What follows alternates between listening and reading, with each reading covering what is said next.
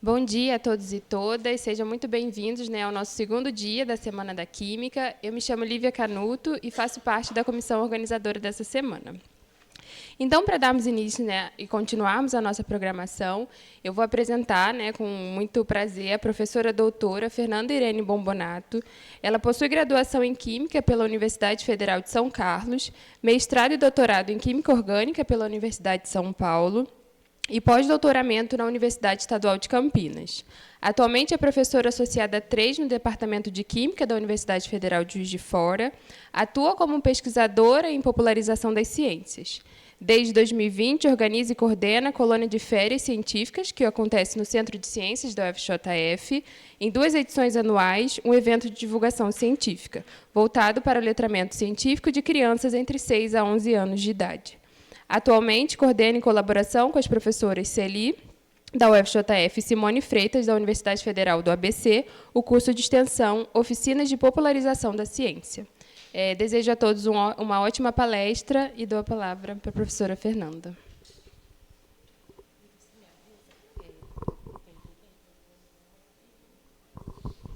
Ei, gente, bom dia. Tudo bem com vocês?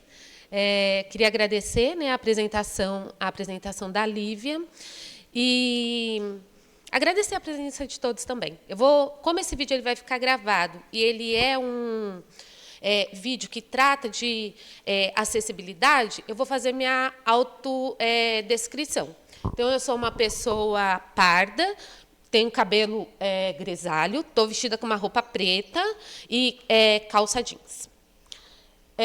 Vocês devem estar se perguntando, depois da Lívia ter lido o meu currículo, que como que uma pessoa que tem formação em síntese orgânica vem falar de transtornos de neurodesenvolvimento no ambiente escolar. Então, uma das coisas que a Lívia falou que está lá no meu currículo é que eu trabalho com crianças pequenas, de 6 a 11 anos, nesse projeto de extensão. E, na verdade, o que me motiva a falar desse tema não é nem essa questão associada a esse trabalho, mas é porque eu tenho em casa 2 adolescentes que têm TDAH. E aí, o que me motivou a falar desse tema aqui para vocês do curso de Química e para os cursos de licenciatura no geral, foi que, enquanto os meninos eles estavam no ensino fundamental 1, que quem cuida e quem é professor no ensino fundamental 1 são os professores pedagogos. No ensino fundamental 2, já começa os professores de área a atuar nesse segmento. E aí a gente começou a perceber uma grande dificuldade de diálogo, nós como pais, com esses profissionais. Então, quando a gente falava de recursos de acessibilidade para pessoas que têm essas características, esses professores, na verdade, eles não entendiam aquilo que a gente estava querendo dizer. E aí uma discussão que começou entre os nossos amigos acadêmicos, porque acaba que o nosso ciclo de amizade são com professores da academia, o que acontece na formação desse profissional que impede com que ele participe dessas discussões. Então, essa palestra ela surgiu a partir dessa inquietação. E aí a gente foi analisar a questão do currículo, do ensino das licenciaturas, e aí o que a gente percebeu foi que muitos currículos não têm nenhuma disciplina associada à questão da acessibilidade. Aqui na Química a gente tem uma disciplina que ela é optativa, que ela é ofertada para o curso de licenciatura, mas ela não é uma disciplina obrigatória, que é a disciplina que é ministrada pela professora Ivoni. Então, hoje eu vou dar uma pincelada só nesse assunto, falando nessa condição, focado mais na questão do currículo e quais são os direitos dessas pessoas que têm transtornos de neurodesenvolvimento e o que nós, como professores, nós podemos fazer para ajudar essas pessoas a serem inseridas dentro do ambiente escolar. Tá? Então, é nesse sentido. Então, transtornos neuro o quê? né? Então, a primeira coisa que vem quando a gente fala de transtorno de neurodesenvolvimento é que a pessoa associa isso a uma doença mental. Então, pela Sociedade de Psiquiatria, existe uma diferença entre transtorno e doença, e isso está relacionado à origem desse transtorno ou dessa doença. Então, pagou. Desse transtorno ou dessa doença. Então, neurodesenvolvimento, quando a gente ouve essa palavra, tem a ver com com o desenvolvimento do sistema neurológico. Tá? Então, neurodesenvolvimento está ligado ao sistema nervoso, e aí, com relação ao sistema nervoso, a gente tem dois sistemas, que é o sistema nervoso central e o sistema nervoso periférico. Por que a gente precisa desse conceito? Já vou mostrar para vocês daqui a pouco. Então, uma pessoa, quando o feto ele começa a se desenvolver, lá no útero da mãe, já começa o desenvolvimento do sistema nervoso. Esse sistema nervoso ele passa por diversas fases até o nascimento, né? E aí, depois do nascimento, ele continua a se desenvolver até a idade mais ou menos de 25 anos, que é o que a gente vai ver daqui a pouquinho.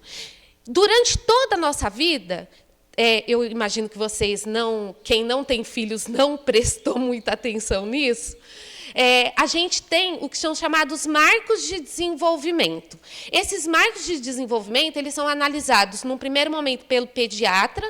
Então, o pediatra ele vai ver se aquela criança está conseguindo fazer aquilo que é esperado para a idade dela. Aonde que a gente consegue achar essas informações? Na carteira de vacinação, que é dada para a criança quando ela sai da maternidade, vem descrito quais são os marcos de desenvolvimento mais importantes que aquela criança, mais importantes que tem que ser observado com relação ao desenvolvimento daquela criança. Então, por exemplo, quando a criança tem 1 mês, ela tem que ser capaz de mexer os membros, tanto superiores quanto inferiores, de forma desordenada. Quando ela está mais ou menos com uns 4 meses, ela tem que já ser capaz de rolar, ela tem uma idade certa para poder sustentar o peso da cabeça e assim por diante. Quando a criança ela não está alcançando esses marcos de desenvolvimento, o pediatra ele começa a observar essa criança mais de perto. E aí, caso seja necessário, o pediatra ele encaminha esses pais, né, para levar essa criança num médico mais especializado. Então, no geral, é isso que acontece. E esses marcos de desenvolvimento eles são observados até a gente sair da adolescência. Então, na adolescência também tem marcos de desenvolvimento que devem ser observados, e esses marcos de desenvolvimento estão associados ao desenvolvimento do sistema nervoso central ou do sistema nervoso periférico. E aí, a Sociedade de Psiquiatria, ela faz uma distinção entre doença mental e transtorno do neurodesenvolvimento. Se a gente for olhar aqui... Ixi, aonde que aperta aqui? Peraí. Se a gente for olhar aqui, as duas classificações, elas afetam tanto a parte cognitiva, quanto a parte comportamental, quanto a parte emocional. Só que elas têm origens diferentes. Então, as doenças mentais, elas estão associadas a problemas biológicos ou psicológicos. Já o transtorno do neurodesenvolvimento, ele tem uma característica específica, que ele tem início tanto no período gestacional, ou ele já começa a ser observado na primeira infância. Isso daqui vai depender do tipo de transtorno que é. Então, tem transtorno que ele só vai ser observado à medida que a criança cresce. E tem transtorno que é observado logo no bebezinho, lá quando ele nasce. Tá? E esse transtorno do neurodesenvolvimento, como o próprio nome diz, ele está associado a algum mau funcionamento, entre aspas, do sistema nervoso. E isso daqui ele tem uma grande componente genética. Isso significa que, se tem alguém na família que tem algum tipo de transtorno de neurodesenvolvimento, tem uma grande chance dos filhos daquela pessoa ter também. Só que essa não, antigamente acreditava-se que era assim, só que hoje já é observado que alguns genes, eles podem sofrer mutação e aí a pessoa também ter um transtorno de neurodesenvolvimento. Mas a componente genética é importante. E aí, os transtornos que eu vou abordar aqui hoje, eles estão relacionados a um mau funcionamento bioquímico, e aí eu quero deixar claro essa frase, que essa questão da bioquímica de uma pessoa que tem um transtorno de desenvolvimento é diferente comparado com a das outras pessoas. Por que que a gente tem que frisar essa questão dessa diferença na bioquímica cerebral? Porque os transtornos de neurodesenvolvimento, alguns deles eles não são detectados por nenhum exame, é uma observação. Então, o médico ele vai observar esse indivíduo e ele vai, se ele está dentro de uma escala de padrões que foi pré-estabelecida pela comunidade de psiquiatria, ele vai classificar essa pessoa dentro de um transtorno ou outro, tá? E aí, no caso dos transtornos que eu vou conversar um pouquinho com vocês hoje, ele está relacionado a uma diferença na bioquímica que ocorre nessa parte frontal aqui do cérebro, que é o lóbulo frontal, que está relacionado Então, todas as atividades que a gente tem que fazer, que necessitam de planejamento, de organização, de previsão, controle da impulsividade, ele está relacionado com sistemas, com processos que ocorrem nessa parte aqui do cérebro, tá? E aí, por que isso também é importante? Porque, geralmente, a pessoa que tem um dos transtornos, ela tem como comorbidade um outro transtorno. Como que o médico ele vai classificar isso? De acordo com os sintomas que são predominantes naquela pessoa. Então, isso quer dizer que uma pessoa que ela está dentro do espectro autista, ela pode ter TDAH associado, por exemplo. Ela pode ter altas habilidades associadas. Um TDAH, além de ser TDAH, ele também pode ter transtornos de aprendizagem, como, por exemplo, dislexia, descalculia e assim por diante. Por que que isso é observado? Porque todos esses processos, eles ocorrem aqui nessa parte do cérebro, que é o lóbulo frontal. Então, como a bioquímica desse cérebro,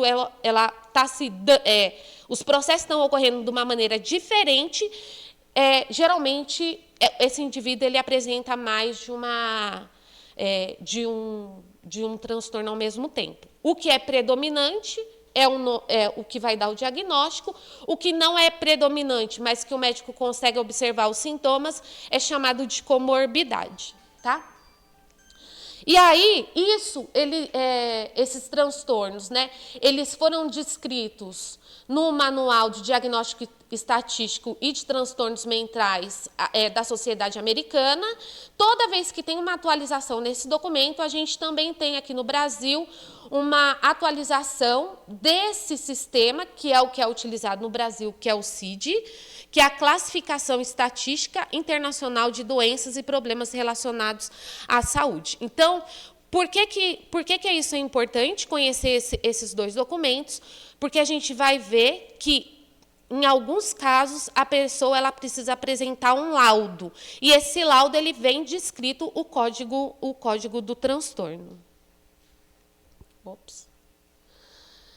Então, quais são os transtornos de neurodesenvolvimento descritos, então, tanto no CID quanto no DSM-5?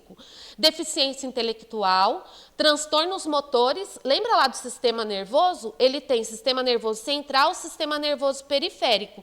Então, transtornos motores também está relacionado a alterações do sistema nervoso. Transtornos de comunicação, transtorno do espectro autista, transtorno do déficit de atenção e hiperatividade e transtornos específicos de aprendizagem, que é disgrafia, descalculia e dislexia, tá? E aí, quem é o profissional capacitado para fazer esse diagnóstico? Geralmente, quem faz esse diagnóstico é uma equipe multidisciplinar, então não é um profissional só. A gente pode ter as seguintes composições dessa equipe: um neurologista com psicólogo, um psiquiatra com psicólogo, ou uma equipe envolvendo esses 3 profissionais, um psiquiatra, um psicólogo e um neurologista. Para que o diagnóstico ele seja feito da maneira adequada, ele não pode ser um diagnóstico rápido. Você chega lá numa consulta de 45 minutos e sai com um diagnóstico, porque tem vários aspectos que estão envolvidos com relação a esse diagnóstico. E uma das condições que eles analisam é a questão desse item que é chamado de comportamento persistente. Por que isso? Porque uma pessoa, no decorrer da vida, ela pode sim apresentar sintomas desses transtornos, mas isso não significa que a pessoa ela tem o transtorno em si. Por quê? Porque esses transtornos, eles têm também uma grande componente que é ambiental. E aí, o que os profissionais da saúde eles fazem? Eles fazem uma varredura tanto em casa quanto no ambiente escolar em que essa criança está inserida, para ver se essa criança apresenta o mesmo comportamento nos 2 ambientes. Além disso, esse comportamento ele tem que ser persistente. Tem um número de meses X que eles analisam para ver se a criança ainda está apresentando esse tipo de comportamento. Às vezes, só a alteração da rotina da própria criança vai fazer com que os sintomas, se ela não tiver mesmo, né, um transtorno de neurodesenvolvimento, diminui ou mesmo acabe, tá? Uma questão, então, que a gente tem que entender é que os transtornos de neurodesenvolvimento ele vai acompanhar um indivíduo durante toda a vida. Então, por que ele vai acompanhar um indivíduo durante toda a vida? Lembra que eu falei que era um processo, uma alteração nos processos bioquímicos que acontecem no cérebro? Isso não tem como ser alterado. Tá? Eu não tenho um remédio que, quando eu tomo, ele afeta a bioquímica do meu cérebro e estabiliza a bioquímica do meu cérebro. Entendendo isso como se fosse uma doença, ok? Então, eu não vou tomar esse remédio e pronto, acabou, eu não tenho mais esse transtorno. Eu continuo tendo o transtorno de neurodesenvolvimento. O que é observado é que, à medida que a criança ela vai crescendo, ela vai adquirindo processos que são chamados de processos adaptativos. Então, como esses transtornos eles afetam a parte social desse indivíduo, também, porque esse indivíduo ele tem dificuldades de fazer leituras sociais, uma vez que essa parte aqui do cérebro que é responsável por fazer essas previsões, ele não está funcionando como a maioria das outras pessoas. Esse indivíduo, à medida que ele vai crescendo, ele vai aprendendo a se modular socialmente. Isso quer dizer que, quando a gente está crescendo, muitas das coisas que a gente aprende observando outras pessoas, né? Então, por exemplo, sua mãe está lá fazendo comida, toda vez que a gente levanta da mesa, a gente pega o prato da mesa, coloca o prato na pia para lavar. Então, a gente aprende a fazer isso praticamente de forma automática. Os indivíduos que têm transtorno de neurodesenvolvimento, ele tem dificuldade de aprender a partir dessas observações, porque a leitura que ele faz do ambiente é diferente da leitura que a gente faz. Por que essa leitura é diferente? Porque a bioquímica do cérebro dele não permite que ele faça essa leitura. Isso está muito relacionado à questão dos estigmas. Então, o estigma de uma pessoa que tem TDAH, por exemplo, olha, esse indivíduo ele não faz isso porque ele não quer, né? Ele é preguiçoso, ele não é orientado, ele é uma pessoa mal educada.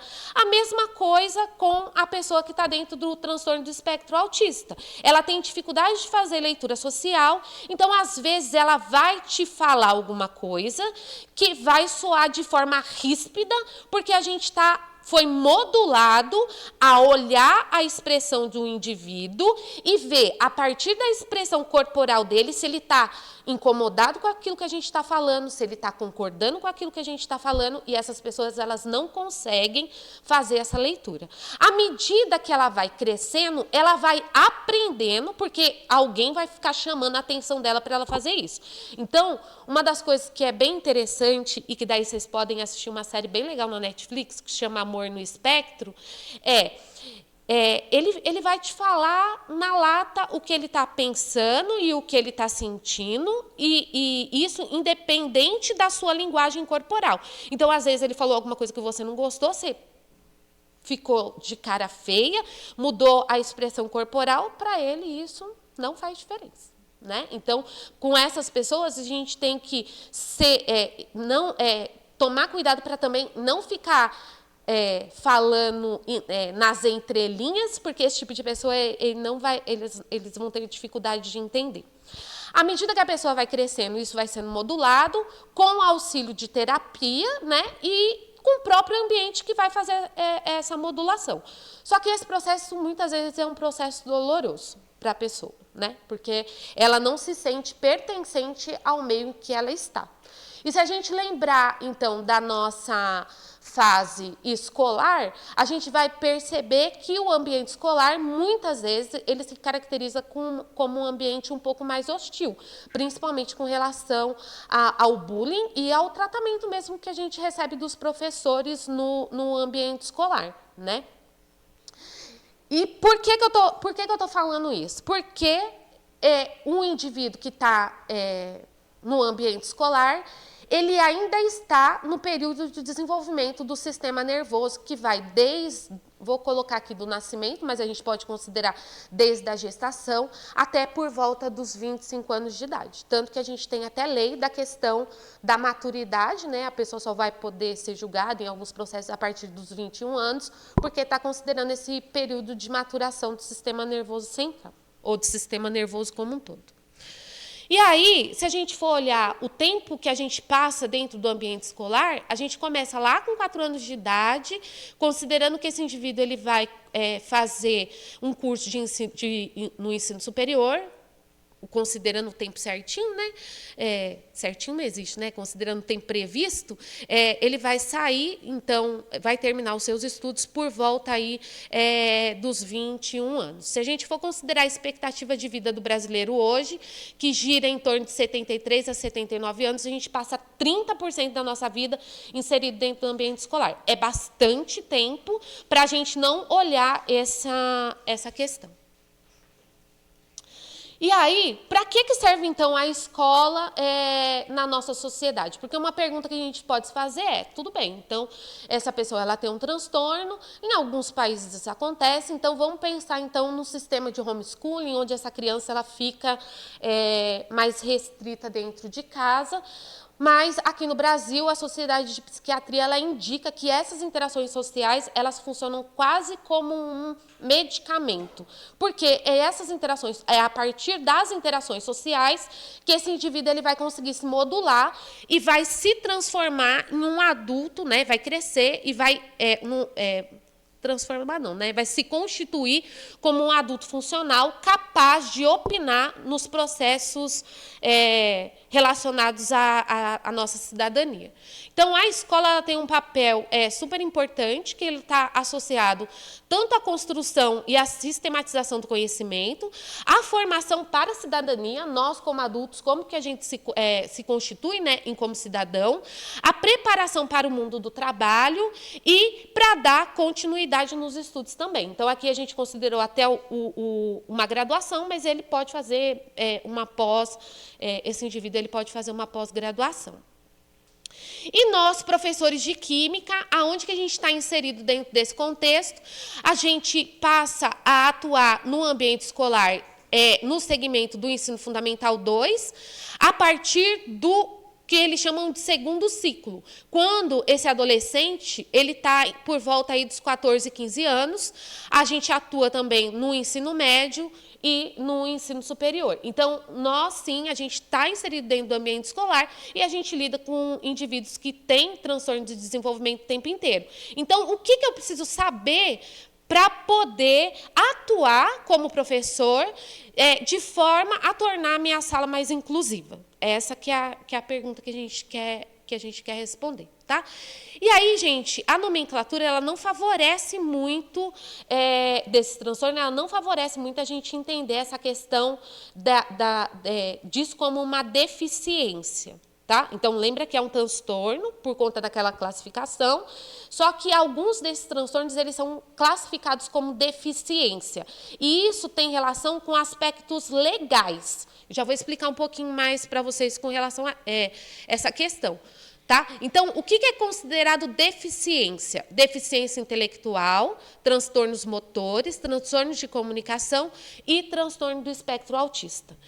Transtorno de déficit de atenção e hiperatividade e transtorno específico de aprendizagem, eles não são classificados como uma deficiência, tá? Eles são só classificados como um transtorno. O que isso implica? Esse grupo aqui que está destacado em laranja, ele é resguardado por uma lei, que é uma lei que versa sobre pessoas com deficiência. Já as pessoas que possuem transtorno de déficit de atenção e hiperatividade e transtorno de aprendizagem, eles não são considerados como deficientes. Tá? Isso resvala muito na questão da própria medicação. Então, para TDAH, por exemplo, existe medicação. Só que essa medicação ela não é distribuída de forma gratuita pelo SUS, porque o transtorno do déficit de atenção e hiperatividade, ele não é considerado uma deficiência. Vocês entenderam qual que é o problema? E aí, quais são os marcos regulatórios importantes? Então, toda essa discussão, ela vem bem antes disso, né? Mas a partir desse momento foram estabelecidas leis específicas para isso. Então, essa questão da deficiência, ela surgiu, né? Foi implementada no nosso sistema de leis a partir dessa convenção aqui, que é a Convenção da ONU de 2008, que versa sobre os direitos das pessoas com deficiência. E aí, essa convenção, ela indica que o sistema de educação inclusiva ela tem que ser estendida para todos os níveis, não só no ensino básico, mas no ensino superior também. E isso foi tão importante que foi incorporado na nossa Constituição a partir do artigo 5. Tá? Então, isso está descrito lá na nossa Constituição. A partir dessa inserção na Constituição, o Brasil estabeleceu uma política nacional de educação em 2008, que configurou a educação especial como um processo de escolarização e não um processo de substituição da educação. Por que isso daí é importante? As pessoas mais velhas elas vão lembrar que quando a gente estava lá no ensino básico, a gente tinha a sala específica para as crianças que possuíam algum transtorno. Depois dessa Política Nacional de Educação Especial, a gente não tem mais isso. As pessoas com deficiências, elas passaram a ocupar os mesmos espaços do que as pessoas que não possuem deficiência, ok? Então, está todo mundo junto misturado, que é ótimo, tá? A partir dessa política nacional, foi promulgada uma lei em 2012, que é a Lei Nacional de Proteção de Pessoas com Deficiência, que estão dentro do transtorno do espectro autista, e as pessoas que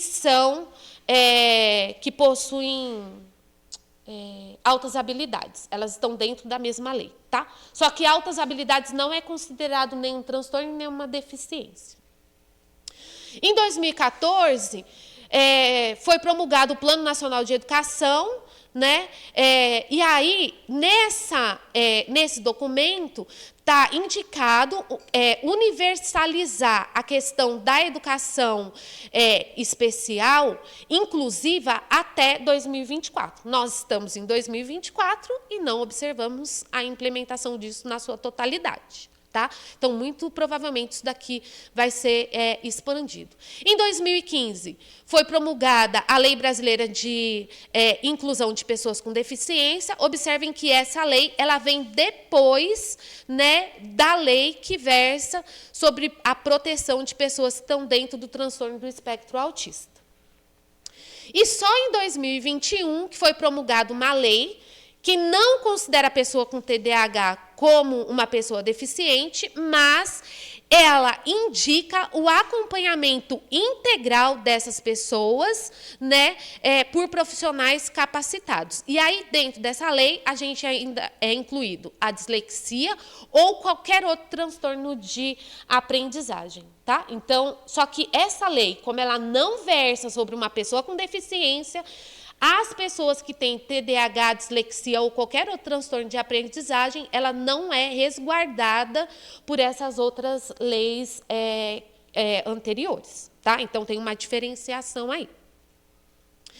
Então, existe um documento que é do Ministério Público Federal, que é uma cartilha para o pessoal do direito intervir em casos onde tem problemas com relação à inclusão. E aí, essa lei, essa cartilha, ela indica que a imposição de limite do número de vagas dessas pessoas por turma para o atendimento à educação escolar com deficiência é medida discriminatória que relativiza o incondicional direito de acesso à educação inclusiva, essencial ao livre e saudável desenvolvimento e crescimento da criança, do adolescente e do jovem, cuja proteção é impositiva.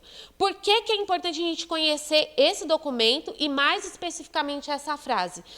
Em muitos casos, as escolas, especialmente as particulares, elas tentam impor um limite de crianças que possuem deficiência por sala, e isso é proibido por lei. Tá? E a negativa de matrícula dessas crianças, elas também resvala, né, na questão da esfera civil, criminal e administrativa. Então, uma escola ela pode ser denunciada caso ela não aceite a vaga de uma criança, não aceite a matrícula, né, de uma criança com deficiência na escola.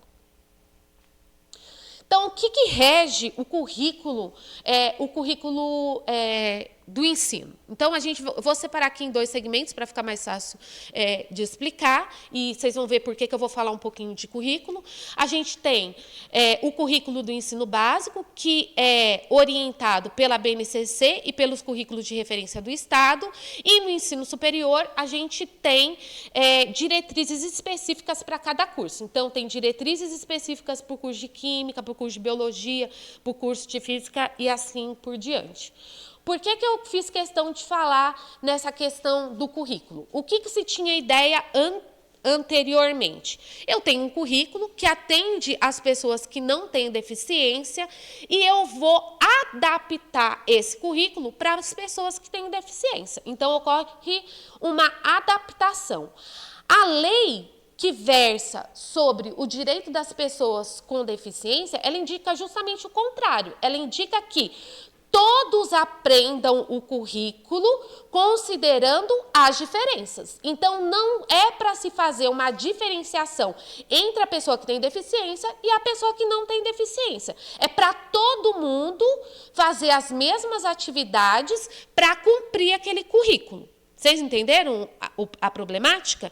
Então, não é pegar o currículo para as pessoas que não têm deficiência e adaptar para as pessoas que têm deficiência. É pensar em estratégias em que todas as pessoas estejam contempladas e que esse currículo ele seja cumprido. A ideia é essa, tá? E aí, tem 2 maneiras de se fazer isso, uma maneira que é não inclusiva e uma maneira que é inclusiva. A maneira que é não inclusiva é traçar um percurso individualizado para esse indivíduo, e aí esse percurso individualizado, na escola, ele se caracteriza como um plano educacional individualizado. Ele tem outros nomes, pode ser plano de desenvolvimento individualizado.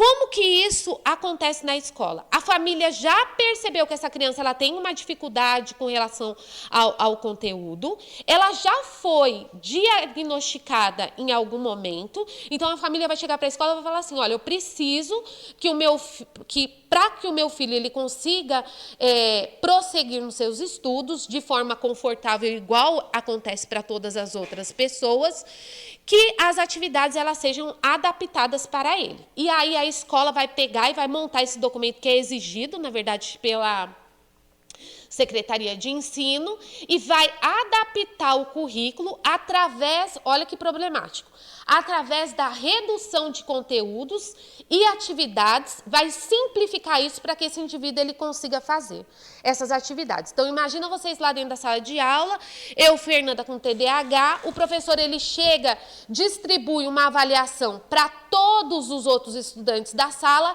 e para mim, que tenho esse transtorno do neurodesenvolvimento, ele vai me entregar uma atividade diferente da que ele entregou para os outros adolescentes, né? Isso faz com que essa criança ela seja segregada dentro da sala de aula e ela consolide o que a gente chama de estigma. Ah, aquela pessoa é assim mesmo, deixa ela lá, fulano não aprende, deixa ele lá com aquela atividade no canto dele, a hora que ele fazer, ele me entrega. Então, esse plano educacional individualizado, ele vai vir a partir de um laudo que essa pessoa tem, tá? Então, é preciso apresentar um laudo. A outra maneira de fazer isso, fazer essa inclusão, é através do atendimento educacional especializado. Esse atendimento educacional especializado, ele é um professor específico formado nessa área que atua dentro da escola em conjunto com o professor regente. Então, estou eu lá, Fernanda, dando minha aula de química e eu sei que na minha sala, e aí eu vou fugir da questão do laudo, tem uma criança que tem alguma característica que está desfavorecendo a aquisição de um determinado conhecimento. O que eu vou fazer? Eu vou entrar em contato com esse professor e nós vamos traçar juntos atividades, nós vamos planejar junto atividades que contemplem o grupo todo e não só aquela criança que está apresentando dificuldade na aquisição daquele conhecimento. Então, nesse caso, o currículo ele vai ser o mesmo para todos e vão ser utilizados recursos de acessibilidade para tornar esse currículo acessível para todos. E, nesse caso, a gente não precisa de um laudo. Eu não preciso de um laudo para que essas atividades elas sejam planejadas, desde que na escola tenha esse profissional de educação, né, especializado. Então, quais são os recursos de acessibilidade? Então, aí a gente pode pensar em dois tipos de recurso. Um recurso que está relacionado à própria estrutura física. Esse profissional de apoio escolar, ele é um profissional diferente do que aquele professor que vai atuar na educação especial. Quem que é esse profissional de apoio? Vamos supor que a criança ela tem uma dificuldade, ou o adolescente ou o adulto, eles têm uma dificuldade motora. E essa dificuldade motora faz com que ele tenha dificuldade de ir ao banheiro sozinho, ou de se alimentar sozinho. Então, esse profissional, ele vai auxiliar esse indivíduo a conseguir fazer as coisas que ele precisa fazer dentro do ambiente escolar. Só que ele não é o mesmo profissional do ensino especializado. Instrutor e intérprete. Algumas crianças, ou adolescentes ou adultos, eles vão precisar de transporte e sistemas de comunicação. Então, esse sistema de comunicação pode ser, por exemplo, um tablet que tenha um aplicativo que a criança ela consiga se comunicar. Então, eu tenho uma amiga que ela tem um filho que ele está dentro do espectro autista e ele é um autista não verbal, ele não fala. E ele anda com um tablet onde ele tem um aplicativo que ele consegue se comunicar com as outras pessoas utilizando os recursos desse tablet, tá? Com relação aos recursos educacionais, ele sempre tem que ser proposto a partir de uma equipe multidisciplinar, que são os professores regentes de sala. No nosso caso, vou focar nos professores de química, mas pode ser geografia, história, qualquer outro professor que esteja atuando dentro de sala, juntamente com esse professor da educação especializada. Tá? Então, as estratégias didáticas elas têm que ser propostas em colaboração entre esses dois profissionais. E eu, professor, como devo agir, então, nessa situação? Primeiro, cobrar que seja estabelecido o que está descrito na lei. Então, eu tenho que chegar numa escola, quando eu for procurar a escola para alguém, ou quando eu for fazer estágio nessa escola, eu tenho que questionar essa escola, se essa escola, quais são os recursos de inclusão que essa escola ela tem no seu planejamento, né? E se ela não tiver, cobrar para que ela tenha, tá? Então, cobrar dos gestores da escola o cumprimento das políticas de inclusão. Uma outra coisa que é super importante, que ocorre muito no ensino fundamental 1, mas no ensino fundamental 2 e no ensino médio isso vai diminuindo, tá? É a questão do diálogo constante do professor com o próprio estudante, isso já acontece, já é estimulado, mas com a família, com a escola, em muitos casos com os terapeutas, tá? Então, receber os terapeutas na escola para ter uma conversa, para ver se todas as demandas daquela criança e daquele adolescente está sendo cumprida, é muito importante. Essa questão desse diálogo, ela vai levar em consideração com relação à família. A família que convive com aquele estudante a maior parte do tempo. Então, pode ser que ela traga algumas questões que vai favorecer esse professor desenvolver em plenitude aquilo que ele propôs desenvolver em sala de aula. Então, por exemplo, uma coisa que acontece muito e que a gente tem que prestar bastante atenção a hora que a gente estiver atuando em sala de aula. Lembra que as pessoas que possuem esse transtorno do neurodesenvolvimento, elas têm dificuldade em fazer leitura da parte social?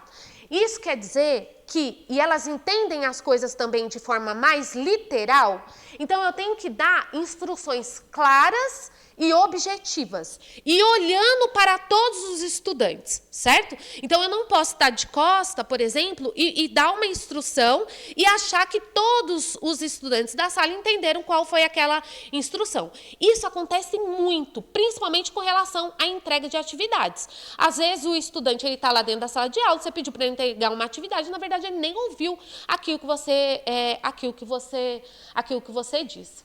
Não fazer uso de ironia e nem de metáfora.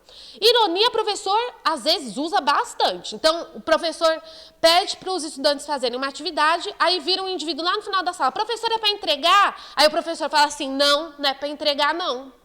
Aí, o que o professor acabou de dizer? Não é para entregar. Só que ele usou um recurso que é o recurso da linguagem corporal. Olha, quem faz a leitura social bem vai entender que esse professor ele utilizou de ironia e que ele está, sim, afirmando que é para aquele estudante entregar a atividade. Só que a pessoa que tem transtorno do neurodesenvolvimento, por ela ter essa dificuldade da leitura social, ela vai entender literalmente aquilo que o professor falou. Não é para entregar. Tá? Então, evitar usar isso. E evitar usar metáforas também. E, como um recurso linguístico, dentro da disciplina, né, de linguagens, o professor ele pode trabalhar o desenvolvimento dessa habilidade, que é a utilização de metáforas, tá? Não corroborar com o estigma, isso daqui é outra coisa que acontece muito dentro do ambiente escolar. Por exemplo, tem lá um adolescente que tumultua a aula toda, e aí, o dia que esse adolescente falta, o professor vira para a sala e fala assim, nossa, hoje a sala está uma paz, né? Fulano faltou na aula. Aí, no outro dia, que o adolescente chega na sala de aula, o professor fala, nossa, ontem estava ótimo, você não estava aqui na sala, eu consegui fazer tudo que eu queria fazer. O que ele está fazendo? Ele está corroborando com o estigma de exclusão daquele estudante. Então, evitar esse tipo de piadinhas, vamos dizer assim. Estimular a resolução de conflitos.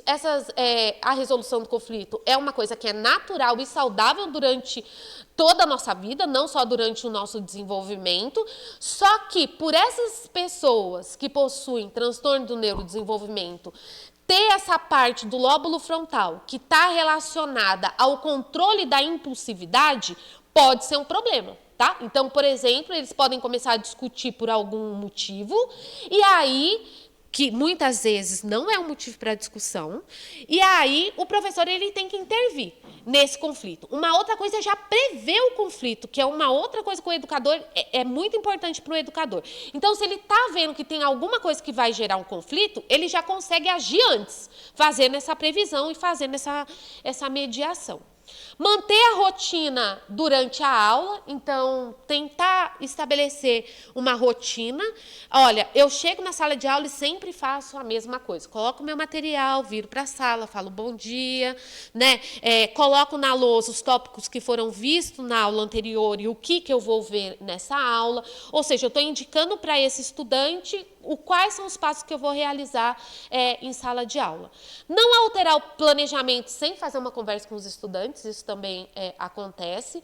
Lembrando que essas pessoas, elas têm o que é chamado de rigidez cognitiva, elas têm um pouco de dificuldade em alterar rotinas, né? Então, quanto mais a gente manter essa rotina, para nós, professores, também é interessante.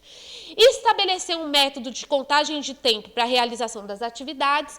Como essas pessoas, elas também, a maioria das vezes, elas também possuem uma questão relacionada ao tempo. Ela não consegue se planejar para realizar aquela atividade dentro do tempo que é estabelecido, né? Então, eu posso ensinar essa pessoa ou estabelecer um método em que na minha sala de aula eu indico isso. Então, por exemplo, eu vou dar uma atividade que vai durar 25 minutos. Eu vou e aviso, galera, olha só, nós estamos na metade do tempo. Galera, falta 5 minutos para terminar o nosso tempo. Informar como os estudantes serão avaliados e quais são os critérios de avaliação utilizados. Então, isso daqui é uma coisa que é muito importante, que, na verdade, nós, como professores, na maioria das vezes, a gente esquece de deixar isso claro. Porque, se tiver claro, o estudante ele tem a capacidade de fazer um checklist se ele está cumprindo todos os requisitos que o professor ele vai cobrar naquela avaliação. Incorporar o uso de planners e agenda durante as aulas. Então, nós que já estamos atuando lá no Ensino Fundamental 2, a gente acha que os adolescentes eles dão conta de se organizar e muitas vezes eles não dão, né? Então, isso daqui é interessante que é inclusive para todo mundo. Alterar entre diferentes modelos de avaliação e aí considerando as dificuldades dos exercícios que também estão inseridos nessa avaliação, né? Para que tem uma coisa que é muito interessante, que vocês veem provavelmente na disciplina de currículo e avaliação, que é considerar a taxonomia de Bloom. Então, eu tenho que considerar exercícios fáceis, médios e difíceis, que envolvam processos cognitivos diferentes, para que eu consiga fazer uma avaliação efetiva daquele conteúdo que eu estou dando para a sala toda, e não só para aqueles estudantes que possuem deficiências. Principalmente para as pessoas que estão dentro do espectro autista e que têm TDAH, a questão motora é um processo regulatório de emoção para eles. E muitas vezes, esses adolescentes eles se apegam a objetos que vão modular a emoção deles durante o processo de aprendizagem. Então, não se incomodar com o estudante mexendo em alguma coisa ou até propor para a própria direção da escola carteiras que são diferenciadas. Então, a gente tem carteira que tem pedal de bicicleta, por exemplo, acoplado para que ele movimente as pernas e fique sentado para fazer as atividades, ou que tem um elástico. Enquanto esse adolescente se move, ele consegue organizar melhor o pensamento, tá? Então, isso não pode ser um impeditivo para o professor ficar incomodado durante a aula. Fazer pausas terapêuticas durante a aula. Então, se a aula for uma aula dobrada, por exemplo, né, considerando a aula de 50 minutos, faz uma pausa, né, durante a aula, permita que esses adolescentes eles saiam, permita que esses adolescentes eles voltem e aí a gente retoma a aula. dividir, se for uma tarefa mais complexa, dividir essa mesma tarefa em várias etapas pequenas, porque daí todo mundo é capaz de cumprir. Uma coisa que tanto o TDAH faz quanto o autista faz é procrastinar demais. Então, quando ele vê uma tarefa que é muito grande e que ele sabe que vai dar muito trabalho para ele, e esse trabalho envolve um desgaste físico e emocional, ele não faz. Né? Então, se a gente dividir essa tarefa, esses pequenos momentos de dedicação, ele vai conseguir cumprir essas tarefas. Ah, Fernanda, mas ele consegue. Não, gente, ele não consegue. Lembra que se a gente assumir que esses indivíduos, o cérebro deles funciona diferente da maioria do cérebro das outras pessoas, isso daqui vai ser uma coisa que não vai incomodar a gente, porque a gente não vai associar isso a uma preguiça ou uma falta de vontade. A gente tem que encarar isso como se fosse uma dificuldade genuína que aquele indivíduo ele possui para poder cumprir essas tarefas, tá? Utilizar letras grandes com espaçamento entre as linhas, espaçamento adequado. Então, por exemplo, isso já veio numa prova do meu filho, um texto de 1,5 página com letra 10, espaço 1. Então, assim, para uma pessoa que tem transtorno do neurodesenvolvimento, ela vai gastar mais tempo para ler. E aí ela não vai conseguir fazer a atividade dentro daquele prazo que o professor ele planejou. Dá preferências para figuras com bom contraste. Com relação às questões, indicar o comando claro, o que você quer que seja feito com aquele dado que está ali, tá? Que é outra coisa que às vezes o professor ele falha. Utilizar textos ou atividades compatíveis com o tempo de atividade, que é uma outra questão. E aí o meu tempo finalizou, mas eu queria finalizar esse diálogo aqui com vocês, com essa figura que está relacionada com a aprendizagem. Então, a aprendizagem ela precisa de todo esse aporte aqui por trás para que ele ocorra de forma inclusiva para todos. E isso envolve políticas públicas, gestão do espaço escolar, estratégias pedagógicas, diálogo com a família e parceria com as pessoas que acompanham, os profissionais que acompanham as pessoas com deficiência. Queria agradecer. Obrigada.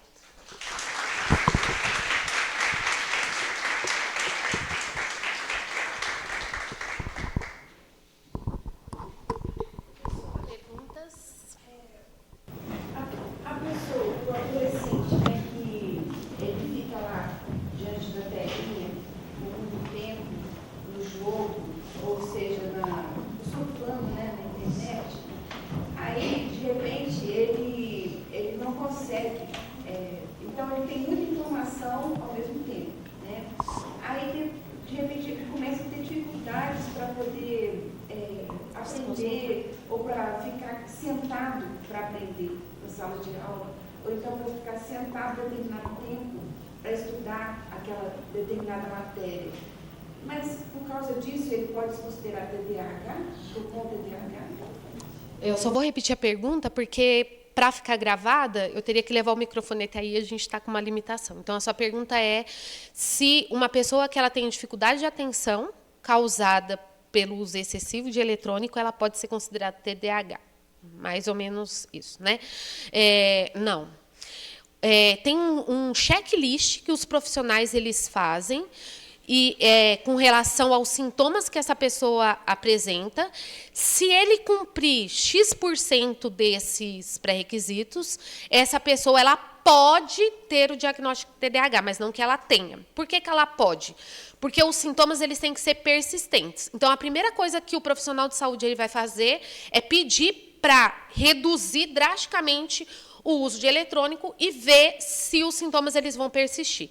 Se os sintomas diminuírem, muito provavelmente essa pessoa ela não tem um transtorno de neurodesenvolvimento, era uma questão ambiental que foi corrigida e ela vai continuar o desenvolvimento dela normal. Agora, se a pessoa tiver transtorno de neurodesenvolvimento, o sintoma, quando retirar a tela, vai ser persistente. Então, a questão da persistência no sintoma é um dado importante para a gente classificar isso.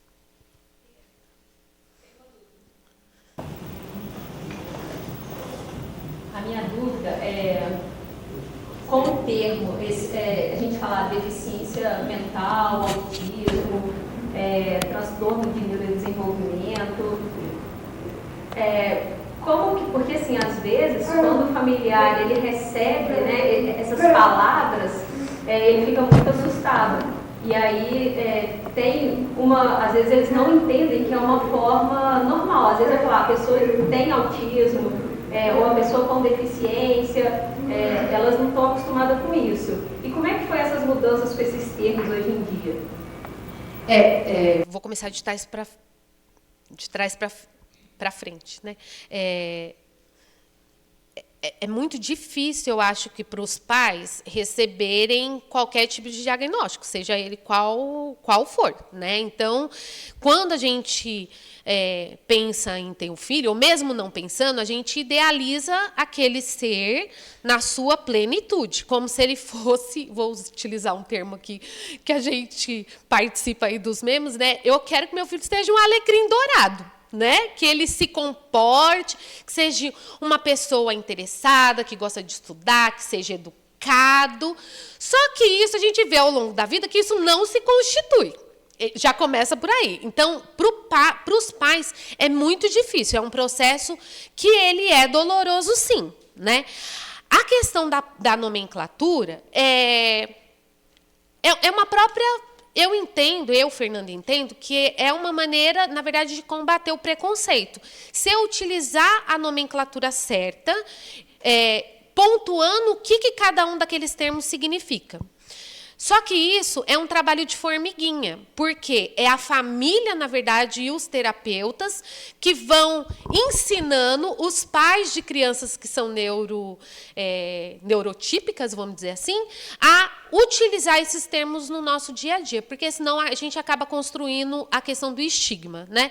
Então, antigamente, a própria questão do uso da medicação por TDAH, muitas famílias, elas não davam a medicação para a criança, porque essa medicação ela é classificada como um medicamento de tarja preta. Então, ela falava assim, olha, eu não vou dar essa medicação para a minha criança, porque eu não concordo que ela tome uma medicação de tarja preta. E aí, no meu caso, né, vou contar da minha experiência, quando a gente recebeu esse diagnóstico dos meninos, a gente relutou muito realmente em questão a dar a medicação.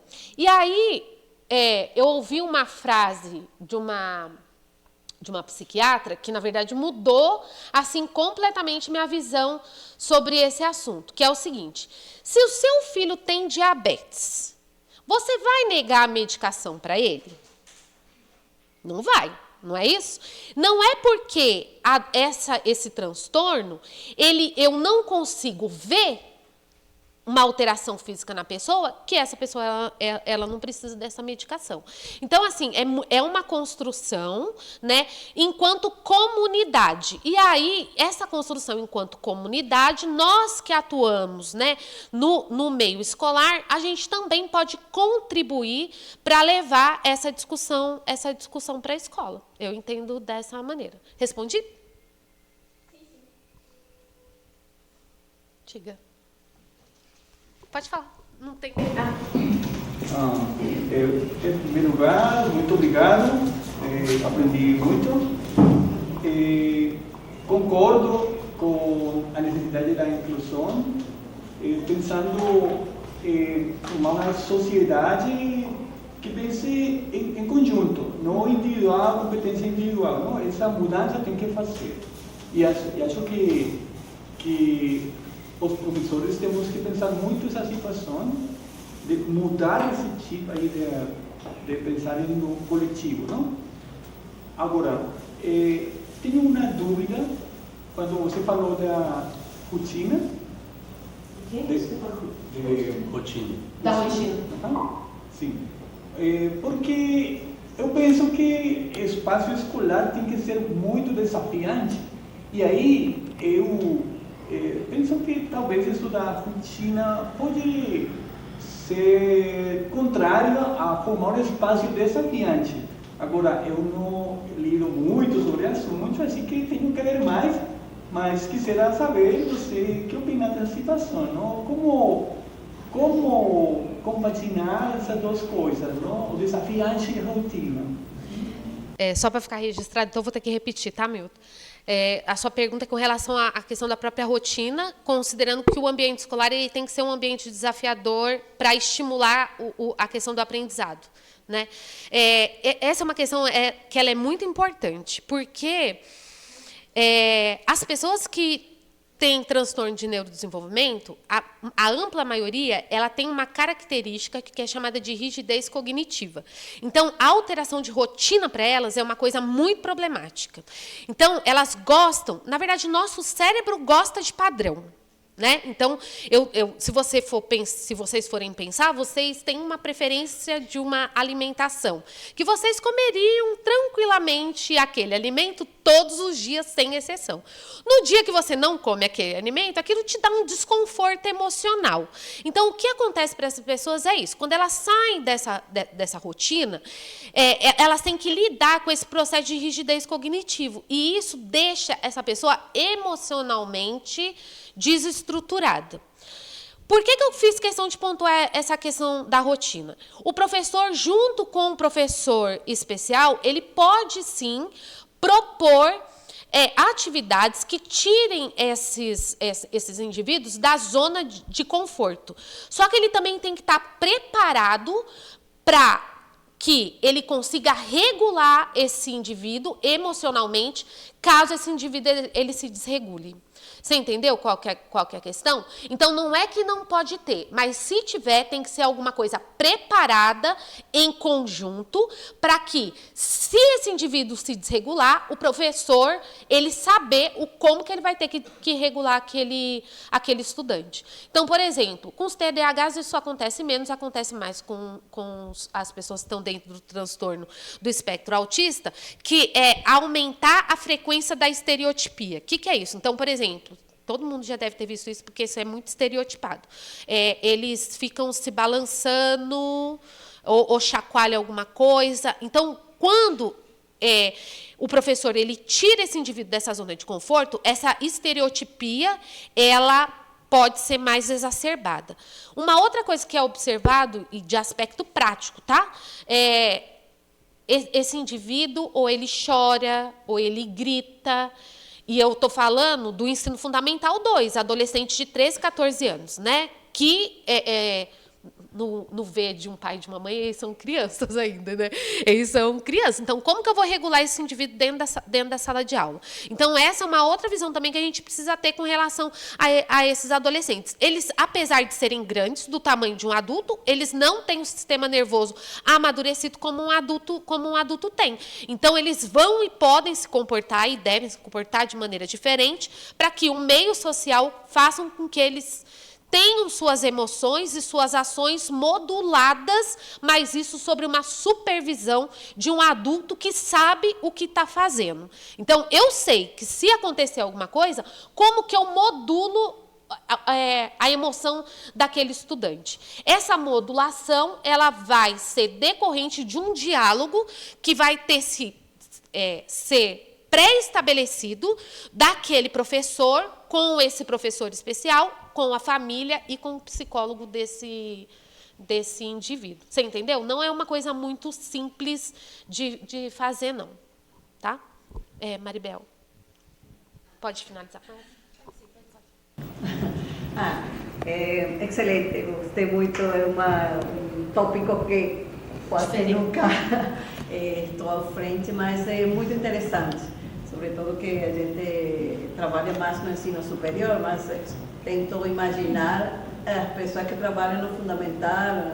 Fundamental não, Sim. Então, lembrei, por exemplo, que na Venezuela, Ingrid, a esposa da Kim, que trabalhou aqui como professora, ela era dessas terapeutas que trabalhavam na escola pública para ajudar os professores. Entendi melhor quando você falou. Agora, fiquei confusa se isso não estava na lei antes de 2008 de ter em todas as escolas um terapeuta para ajudar com esses currículos para incluir essas crianças, porque eu lembro que ela falava, por exemplo, meninos que tinham dificuldade com a matemática ou com a leitura, então ela podia, como você falou, ter esses currículos e ajudar a essas crianças. Acho que essa é realmente uma inclusão, porque colocando em paralelo, também tenho uma amiga que mora na Holanda, mas a filha dela tem um problema de descalculia. Descalculia, ou seja, eles vieram desde criança.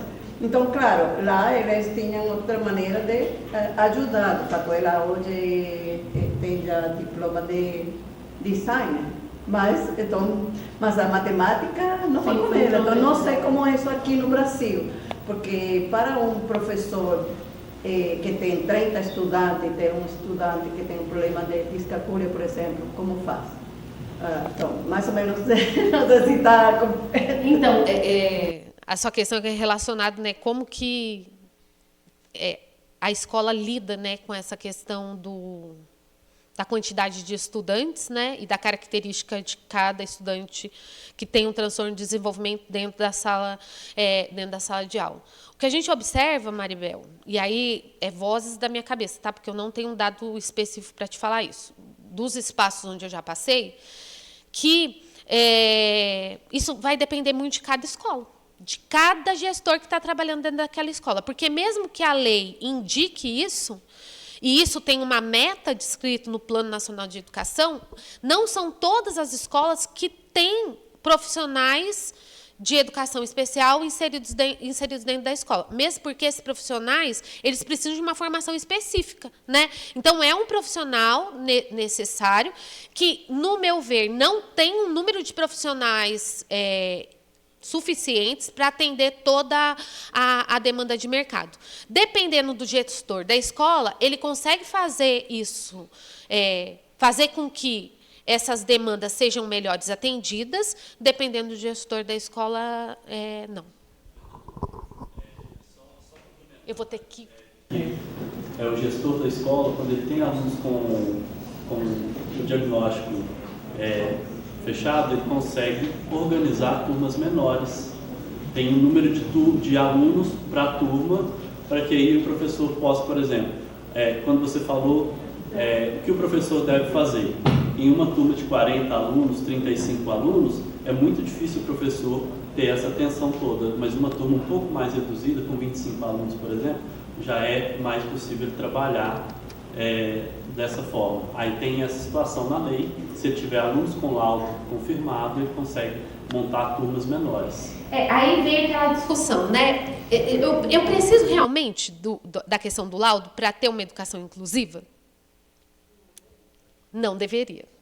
Se a comunidade como um todo fosse letrada nesse assunto, eu não precisaria ter essa questão. Então, essa questão que eu trouxe para vocês hoje é mais uma questão relacionada tanto à nossa atuação nos espaços escolares, quanto uma questão de cidadania. Então, quanto mais eu cobrar a educação inclusiva, menos eu vou precisar lidar com esse tipo de situação. Isso deveria ser a regra, na verdade, né? Beleza? Obrigada, gente.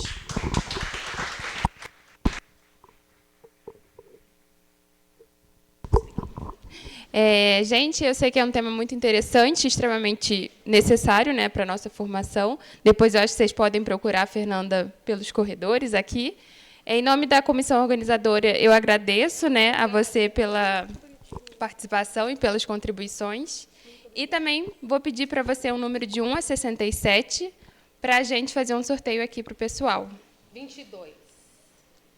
Eduardo de Oliveira Lima. Não tá.